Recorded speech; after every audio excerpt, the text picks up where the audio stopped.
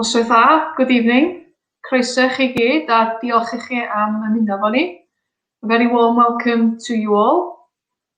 Rhiannon Ellis Williams ydw i, perchenog siop lyfrau Awen Menai Mhorthaethwy Ynys Môn, a dwi falch iawn heno eich cyflwyno chi i'r ddau siaradwr gwadd sydd gennym ni. I'm Rhiannon, owner of Awen Menai bookshop in Menai Bridge, Ynys Môn, and it's my pleasure tonight, in conjunction with Parthian Books, to introduce you to our speakers. Pwrpas heno ydy glywed gan awdur newydd a chyffroes, sydd wedi ennill wobr Not the Booker Prize gyda'i nofel Hello Friend, We Missed You, sef Richard Owain Roberts, ac yn holi fo mi fydd Gwen Davies, golygydd yn ei Welsh Review. Bydd na sesiwn holi ag atab ar y diwedd, a mi fydd croeso i chi gyflwyno eich cwestiynau yn Gymraeg neu yn Saesneg. Tonight we'll be hearing from Richard Owain Roberts, who has won the Not the Booker Prize with his debut novel, Hello Friend, We Missed You. Richard will be in conversation with Gwen Davies, editor of the New Welsh Review, and there will be an opportunity for a question and answer session at the end. And you're encouraged to submit questions either in English or in Welsh by using the chat function. And not to pass up a business opportunity, can I urge you all to buy and read the book, which I sincerely highly recommend, and not just because I recognised so many of the novel's location and appreciated the local in-jokes. I will share a link on the chat function to our website, which is www.arystradfawr.com. There you will find a link where you can buy a signed copy of the book for a discounted price. Felly, diolch yn fawr iawn i chi gyd ymlaen llaw. Gobeithio nwch chi fwynhau'r sgwrs. You certainly haven't joined tonight to hear me speak, so I'll now pass you over to Gwen and Richard. Diolch yn fawr iawn.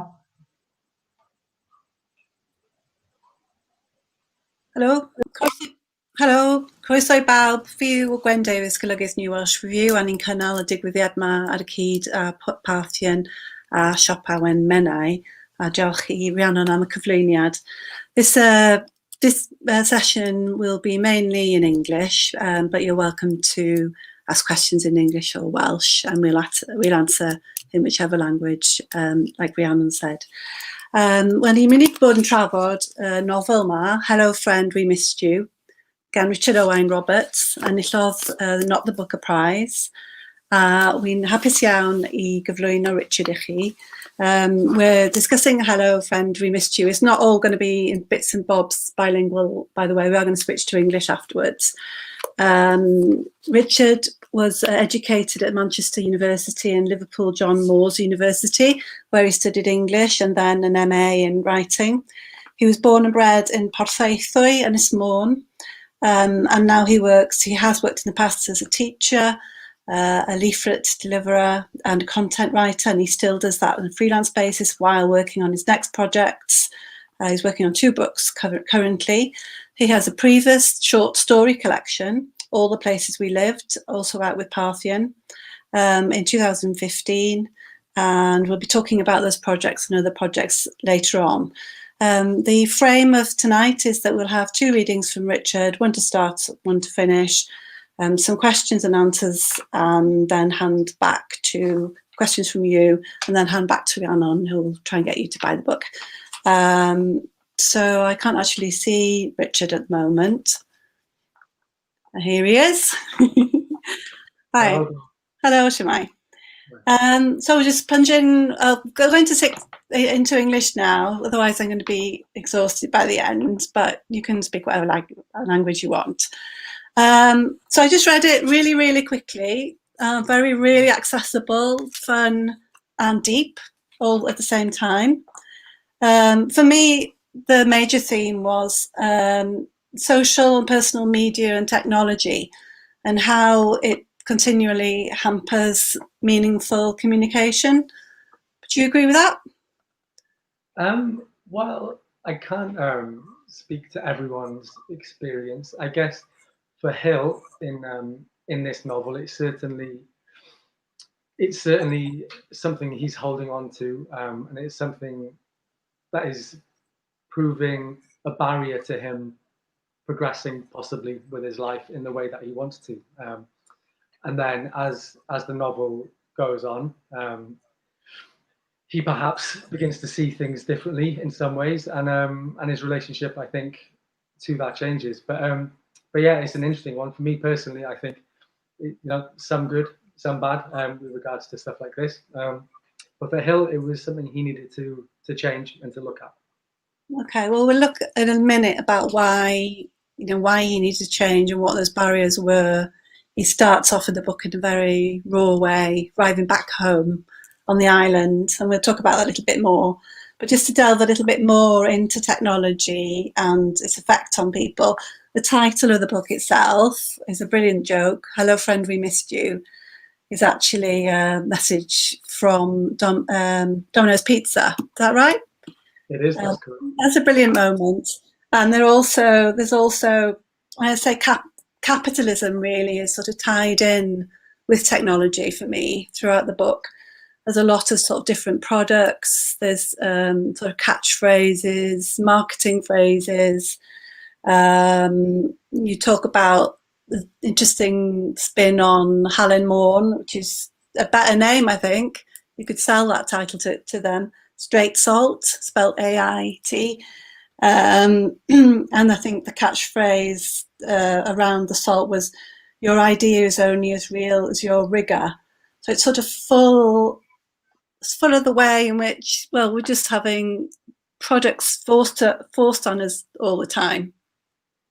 Is that something you set out to do, or did it sort of emerge in the writing? Well, I guess it's something that is interesting to me. I mean, I remember one of my kind of first memories of film and culture. I was, I think I was 8, and I watched Paul Verhoeven's RoboCop, which, if for anyone who maybe doesn't know Paul Verhoeven's movies so well, he's really into kind of a hyper satirical style, which I guess in the 80s also, with kind of yuppie culture and consumerism was pretty rampant. That kind of flows through his movies, but it's done in a way that is, you know, really, really bitingly funny, and that's always been a preoccupation for me from the day I saw RoboCop as a 7 or 8 year old. So yeah, I mean, for me,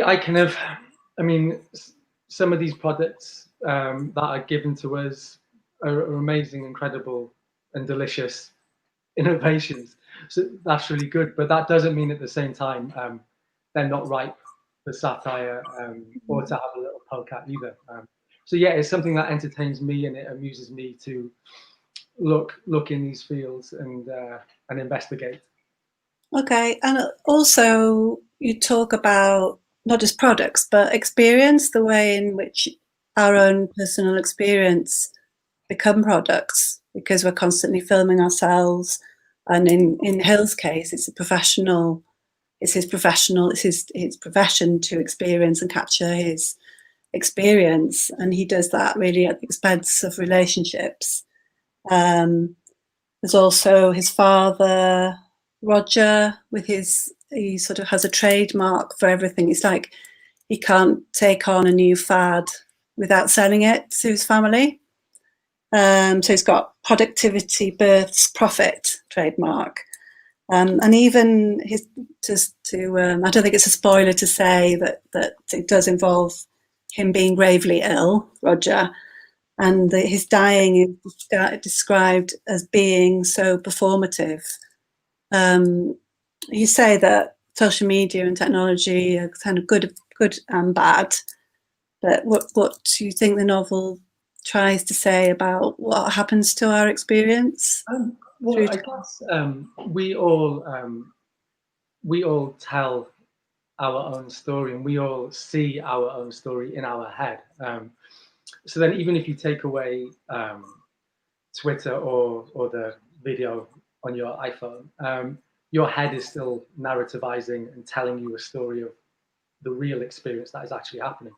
But when we have phones, or when we obsessively document and record, I guess that's a way of really kind of drilling down and finessing the story that your brain tells you, and you can kind of then sculpt and craft your own reality, which isn't maybe an entirely negative thing, but it certainly could lead to difficulty in people's lives. And I mean, someone like Roger, for example, is doing it from all of his neuroses, all of his backstory, his life, his preoccupations are being channeled into this pretty superficial quest to see his son successful. And also maybe that's his way of communicating that he does want his son to be successful. But Hill, of course, doesn't see it in this way. He just sees harassment and criticism,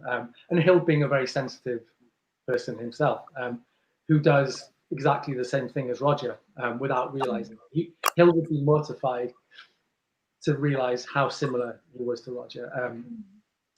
And then I guess maybe later he comes to realize this, and that, which is actually a helpful thing for him. But yeah, I think the way we kind of craft and narrativize and obsessively document everything, you have to work on yourself to keep the truth of what you're doing, rather than going off on kind of flights of fantasy, which someone like Roger has done. Okay, I realised I forgot to ask you to read, so it might be a good point to give you a read. Okay, yeah. I'll read just the opening chapter, which, for anyone who's got kind of coming completely cold, Hill is flying back on a small aeroplane to Ynys to visit Roger, his dad, who is, as you say, gravely ill. And there's an impending sense of, I guess it would be dread or doom in Hill's mind at the prospect of doing this. Okay, I'll start now. Music to crash to. Looking through the small oval window, deciphering only vague traces of geography and infrastructure through the clouds, Hill blinks slowly. Turning, he looks towards the pilots, two calm men staring silently ahead, occasionally pressing buttons on the dashboard. Hill touches his iPhone, opening then closing a free backgammon app, opening then closing a free solitaire app, opening then closing a free drafts app. Hill touches his iPhone and puts ambient sounds, Rain in a Barrel, on repeat. Thank you, Rain. Thank you, Barrel, Hill thinks. Hill looks towards a South American couple sitting opposite him. The woman, her loose dark brown hair streaked with silver, is pointing a GoPro at the window, recording. The man, wearing a faded college sweater, black jeans, and scuffed multicolored Nikes, places his hands around the woman's neck, the woman playing along and flopping her tongue out, conveying, "Dead, you got me," as she holds the GoPro in position, still recording, still documenting. Hill looks away, touches his iPhone, and puts Sine Wave 2000 by Abelard on repeat. Hill looks back towards the couple, now pointing at the folksy illustrations of Celtic burial mounds and aspirational sea salt branding that covers one side of an expanded tourist pamphlet. Guide to Anglesey, Arweiniad i Ynys Môn, Hill thinks. Hill listens as they repeat Bear Grylls Island Rib Ride back to each other over and over, grinning. Hill turns up the volume on his iPhone, looks straight ahead and closes his eyes. The aeroplane cabin rattles violently for a moment, and then continuously for a sustained period. Hill opens his eyes and watches the South Americans laughing as they struggle to pour water from a bottle of Brecon Carreg into a silver hip flask without it spilling on the grubby metal floor. Happy maniacs, Hill thinks. Hill looks around the cabin. Two middle-aged women wearing charcoal business suits are talking and looking at a tablet. Two middle-aged men wearing white shirts tucked into chino shorts are talking and looking at a tablet. A woman in her 20s is gripping her armrest, her nails digging into the worn, faded material as she maintains a calm and stoic facial expression. Like Lucy, Hill thinks. Hill unmutes the volume on his iPhone and looks ahead. Hill becomes conscious of the aeroplane tilting, shuddering, then beginning to make its descent. Sine Wave 2000 starts playing again.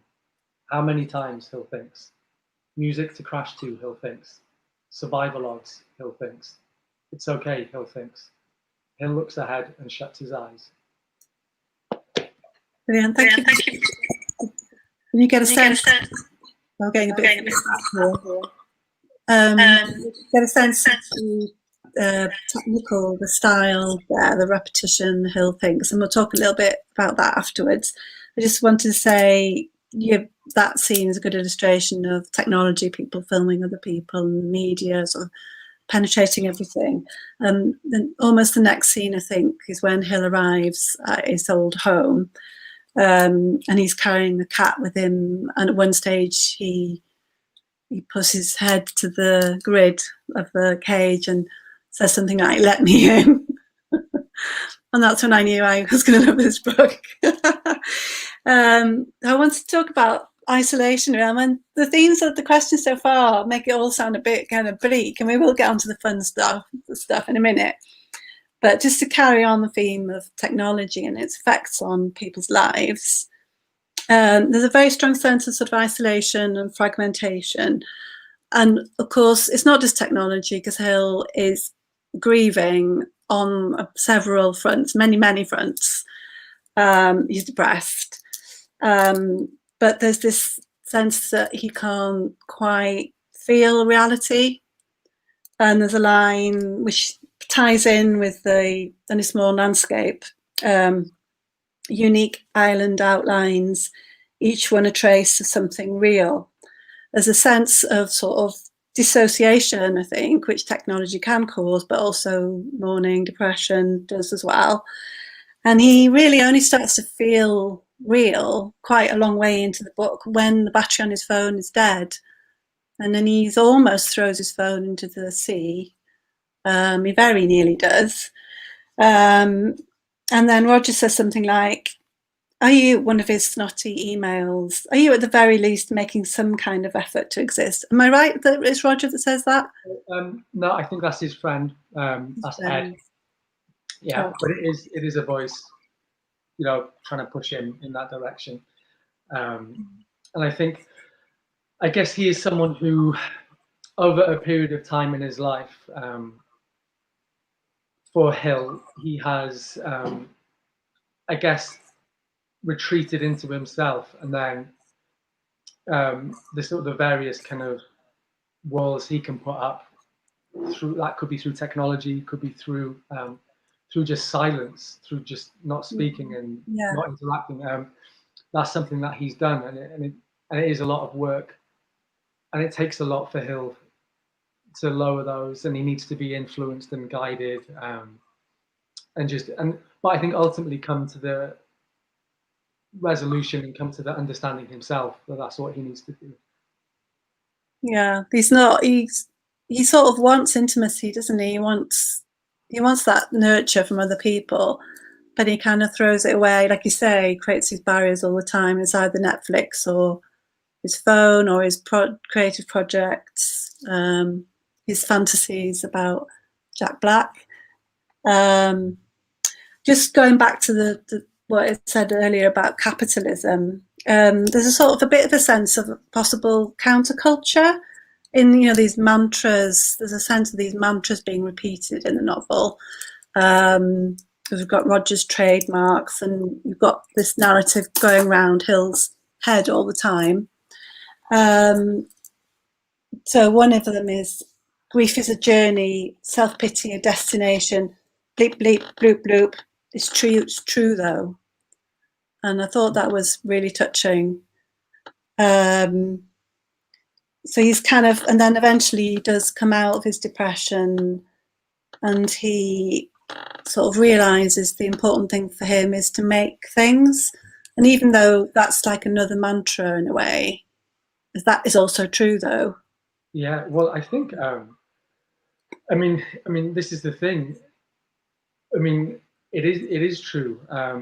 Like in terms of my personal philosophy, the big success for me is when you open the MacBook and then the noise comes on, because that means you're about to start working. That means you're about to start kind of typing, and that in and of itself is is the success. Anything that happens afterwards is lovely. It's really nice. Like, it's nice to win awards or get brilliant reviews and stuff. I really do enjoy that, and it feels nice in that particular moment, but you let it like wash over you. Like, the success is just doing the work. That's, the success is the work ethic. See, these are all kind of things where they were clearly just all existing in my head before I wrote this book, but kind of putting them down, definitely for me in my kind of journey outside of the novel, was hugely important.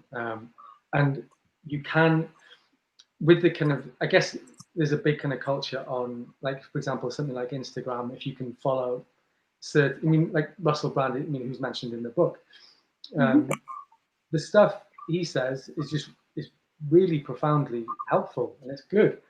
But you need to kind of, at the same time, pick and choose what you listen to and how you apply it to yourself. It's no good just listening to everything and trying to take on board everything. There's more work to be done.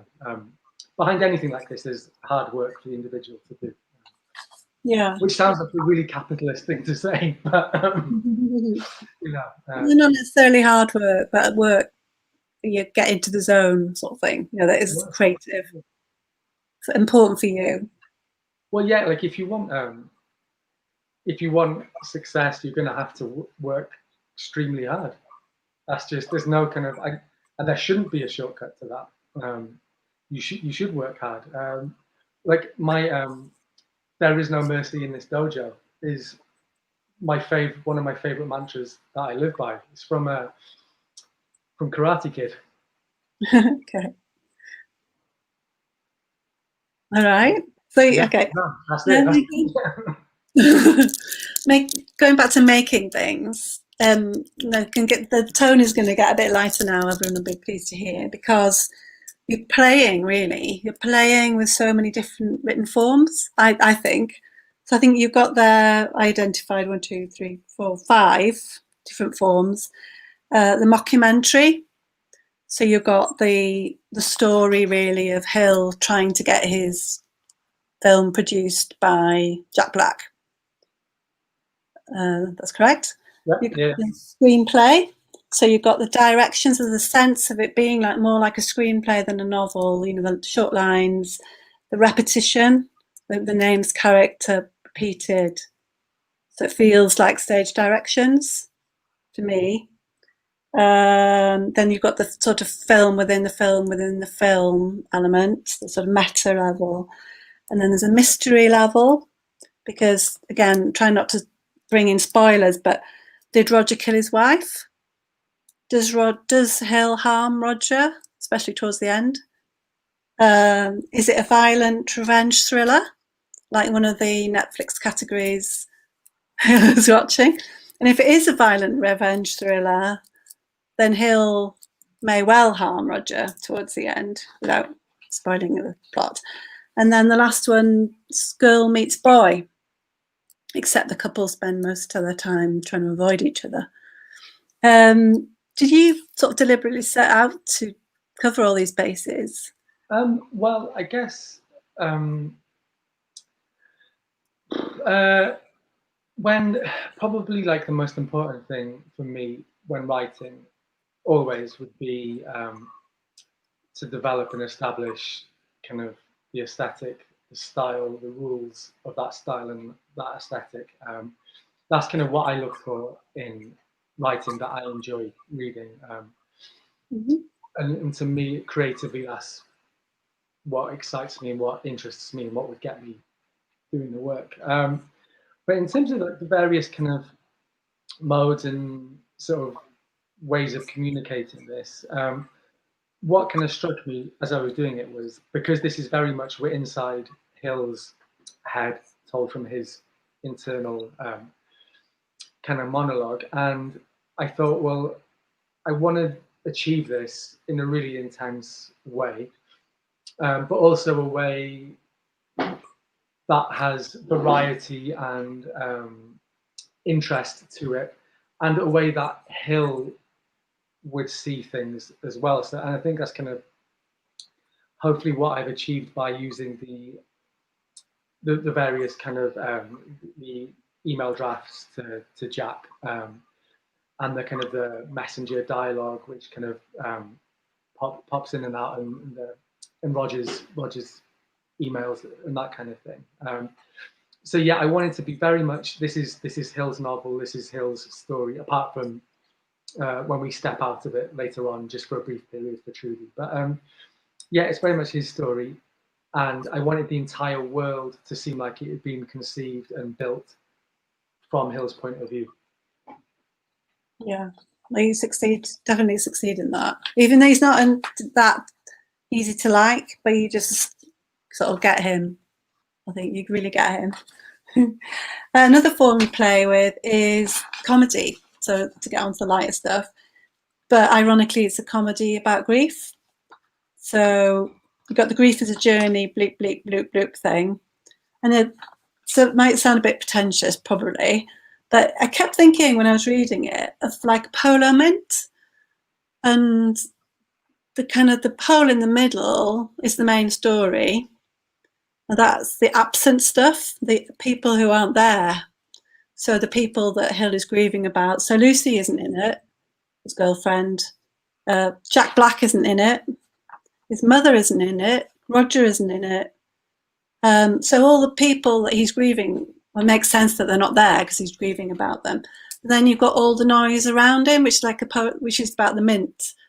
And I kept thinking, I was just like this hole, and you're trying to sort of get to the hole, and he's being sucked into the hole, and it's all very deep. So how do you approach put jokes in to that quite deeply too? Well, yeah, to me, I mean, the two are not mutually exclusive. I mean, I think the way I view everything is, but both are possible at the exact same time. And I guess, and I tend to kind of look like this. Everything, like for example, there could be a really terrible villain who's prominent in the news, and they are a terrible, prominent villain. But they're also you can still laugh at them, you can still find them funny. But in terms of this, with the grief and the kind of the melancholy that is present for Hill, Hill would be someone, and I would share this point of view, where just my instinct would be to sort of find what's the funny observation, what's the comedic moment in this situation, and I guess that would come for me from, I guess, formative experiences of grief, which even at the time I was able to kind of dig out. I guess you might argue that would be as a kind of a defense mechanism or something, mm-hmm. But you can kind of dig out the humor in any situation. And for me, like what I like to, an awful lot of what I like to read, or specifically what has influenced me really radically, has been very funny, high art level literature, like the Pat Hobby stories by F. Scott Fitzgerald. To me, are just most radically funny, contemporary, written in the 1920s, but as vibrant and as vital and as just really sharp now, 100 years later. So yeah, comedy, it's like it's a big thing for me. It's like how I like to kind of see things and process things. Yeah, good. There's a phrase in the book, Litany of Fathers. I just wondered whether you've got various inadequate fathers in there, some in depth and then others are almost like sidelines. I just wondered, is Jack Black your ultimate father figure, or Hill's father figure? What is Jack Black doing? I want to know. Yeah, well, I think Hill would be someone who, because of his obvious, or well, it would be his apparent real kind of intense bond with his mum, who was taken away from him, would be someone who would struggle with father figures, so potentially would look on them harsher than perhaps was warranted, or would be less forgiving. So yeah, in terms of whether he would see Jack Black as a father figure, there would certainly be an element of that, I think, just purely because he would be an older man with success in the field that he was aiming for. And it's very easy to kind of be seduced by that, I think. And I think a man would naturally look at a man in that kind of power dynamic as a father figure, certainly, definitely, yeah. Okay. Just, sorry, I'm not sure how we're doing for time, but just want to talk more broadly, really, about, in the context of the shop's role in this event now, about North Wales. It seems to me there's a little bit of a cultural renaissance. You've got Jerry Hunter's novels. You've got the series, the TV series, Christ Hidden. There's Slate Head, a book set in Llanberis, Slate Quarries, just out. Alice Conran, Pigeon, and Dignity, both set in North Wales. Tristan Hughes is The Tower, Reverend Dan Shattercombe, all or mostly set on Ynys Môn. Have you got the thoughts about that? Influences from the area in terms of books or culture? I would say, I mean, I've read some of those books, and I've seen some of that TV, and that's amazing. As a northerner, specifically from the northwest, yeah. That's like huge for me. That's a good feeling to see fellow northerners doing well. But the in terms of influence, I think I'm from a singular place, doing what I'm doing and how I'm doing it, I think, and that's you know, that's just who I am and how I do it, really. But my kind of influence is probably, I guess, I mean, in the most broad sense, it would be like the modern American novel, I guess. That's kind of where I've done most of my reading, and then in terms of TV, probably still, again, probably American kind of stuff, movies as well. But yeah, it's really nice to see people from the island and from Gwynedd, and just the Northwest in general doing really well. That's awesome. Yeah, brilliant. And he's actually slightly posh, isn't he, Hill? In fact, I thought that made it more unusual as well, because a lot of, I think a lot of books I'm not sure about in Welsh, but in English from Wales, which is good, that they're working class experience, but I don't know that there's that many posh and not very posh, but in Welsh terms posh, North Welsh experience. He goes to private school, doesn't he? Yeah. Well, you know, I think for me that's like really. I'm just taking a deep breath. I don't know how to kind of progress with this, but what I think is I'm going to tell the story that I want to tell, not the story that a publisher would expect and encourage and push me to tell. I'm going to write about what's interesting to me, and it's great people want to write about really humble, chirpy, kind of downtrodden people from, like, I don't know, from the south. That's fine, that's valid, that's good, but it's just not what I'm going to do. Yeah, starting a new thing. Yeah. Okay, should we break now for reading? Because that'll leave time for audience questions as well. Let's see how many we've got. Okay, what I'll do, I think I'll probably just carry on from where I left off. Hill, the plane is landed, it hasn't crashed. Drug cat. The taxi driver pulls up at the side of the road. The driveway is half a kilometre long, but Roger only arranged to pay up to the gate, and Hill has no money on him. Classic Roger, Hill thinks. Hill looks at the wrought iron gates, open and pressed back against the high stone wall, only partially visible amongst the overrunning ivy and nettle bushes. He turns around and looks in the direction of the taxi. The driver is adjusting his earpiece, speaking, laughing. Did I talk enough on the journey, Hill thinks. Didn't speak at all, Hill thinks. Hill feels regret for not having brought the suitcase with wheels. He doesn't know what is making the suitcase so heavy.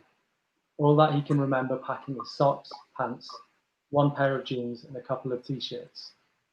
He made the conscious choice to leave his laptop at home. Hill told Ed he would be uncontactable for most of the time he was on the island and wasn't sure how long that would be. He explained that Roger was very ill, mentally unstable, pathetically insistent on him staying at the house. Hill stands at the wrought iron gate, suitcase in one hand and cat carrier in the other. The taxi pulls away into the distance and towards the A road that runs uninterrupted from one end of the island to the other. Is Dave awake? Hill thinks. Resting the suitcase on the ground, Hill holds the cat carrier in both hands and lifts it up to eye level. Peering through the metal grille, he looks at Dave, curled up and still feeling the sleeper. Drug cat, Hill thinks. Hill lowers the pet carrier to the floor and picks it up by the handle. He looks at the suitcase and sighs. The tree and woodland that surround the driveway look exactly the same as they did when Hill lived there. Towards the edges of the driveway, the grass is neatly kept, gradually becoming wilder until the denseness of the bushes and trees is only broken by a hacked pathway or old tree trunk. Hill listens to the wind and looks at the leaves on the large old trees. Objectively beautiful, Hill thinks.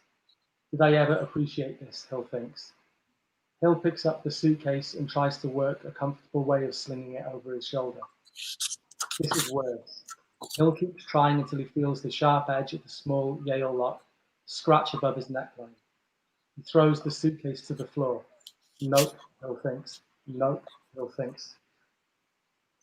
Standing still for a moment, he closes his eyes and listens for the sound of waves. Beyond the driveway, beyond the house, beyond the front lawn, beyond the rocky path, but still there, still existing. Sailing lessons hell, Hill thinks. Ambient waves sleep at hell, Hill thinks. He picks the pet carrier up and begins walking down the driveway, a slow, warm line of blood and sweat creeping down his back. Thank you very much. I can't see any typed comments. Oh, here we are. We have one from Philippa Holloway. Praises your prose, Richard, and she asks, can you talk a little about your off-the-page research, especially negotiating the way technology affects perception of place and embodied living?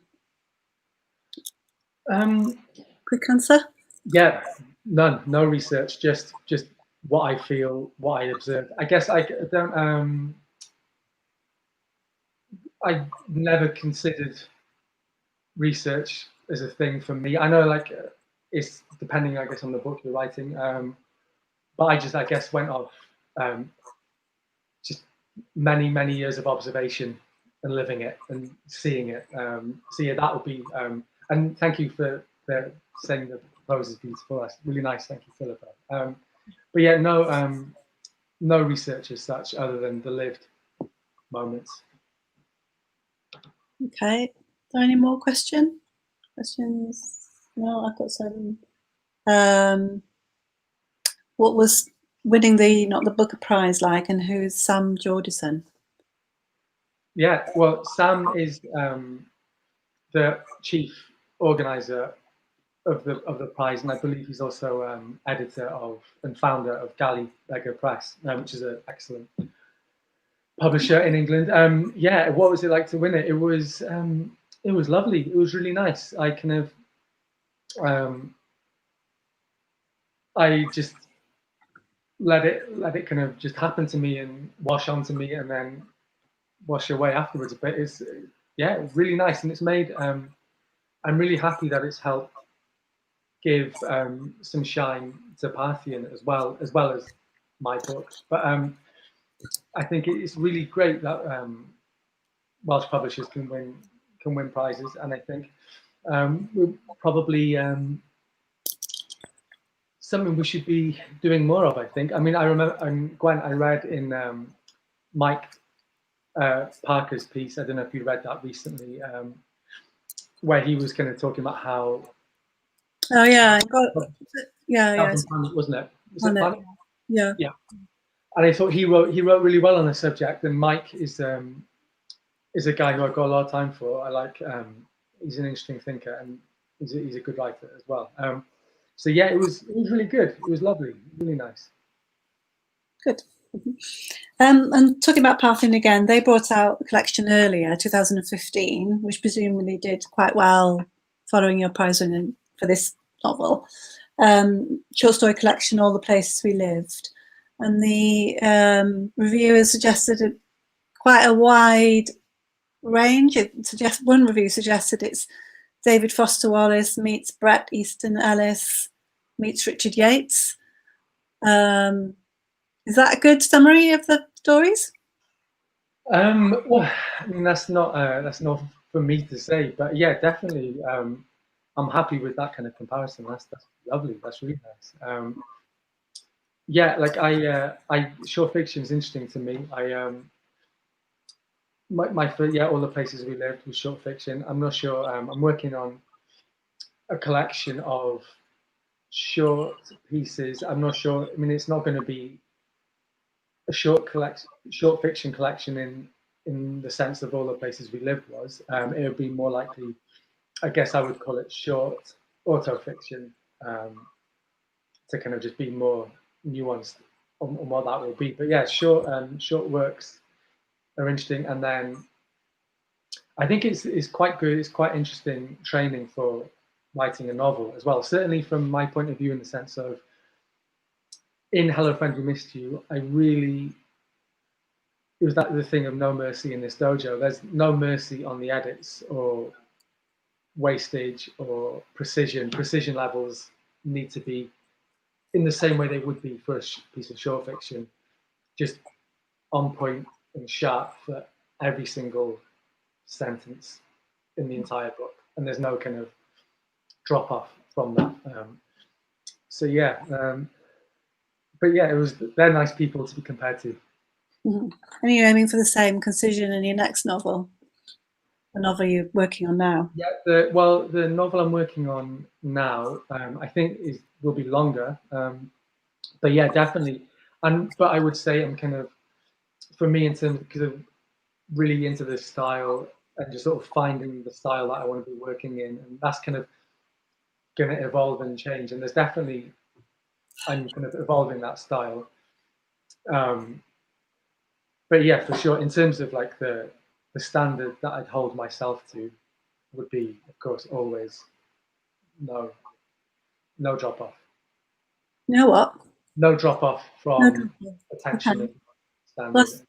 I think that's a good point to stop at, because we're nearly out of time. But I'm just going to say thank you very much, Diolch yn fawr iawn.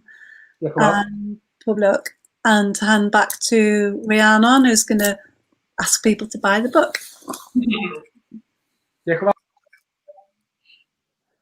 Well, thank you very much, both of you. It really was a fascinating insight, which is really added to my enjoyment and understanding of the novel. Diolch o galon i'r ddau ohonoch chi. Can I also thank Parthian Books and Cyngor Llyfrau Cymru, Council of Wales, for their support for tonight's event as well. Yes, I will remind you once more about our website, which is www.arystryddfawr.com, where the book is available from the homepage at a discounted price. Thank you again for joining us tonight, and wishing you all a good evening. Okay, diolch yn fawr iawn. Diolch yn fawr.